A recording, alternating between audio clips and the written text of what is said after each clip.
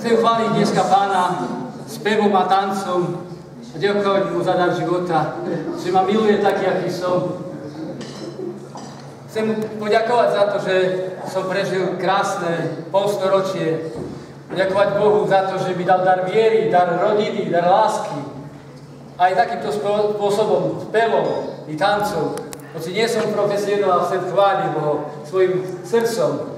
Keď som bol 20-ročný, tancoval som v súbore a potom, keď som prežil také ťažké bolesti, keď som mal veľké problémy s kolenami, s krížami, tak som si povedal, teraz asi skončím na vozíčku.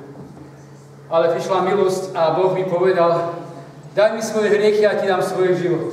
Ja ti dám všetko a dal mi svoju manželku, dal mi seba samého sviatostia, dal mi túto krásnu rodinu. A možno aj tento dar, že po 30 rokoch na novo, že by som prišiel a chválil ho, že mi dal do vienka, modliť sa, chváliť ho svojim tancom a spevom. Nech je zvelebený Pán a jemu patrí tento tanec, jemu patrí táto sláva. Amen.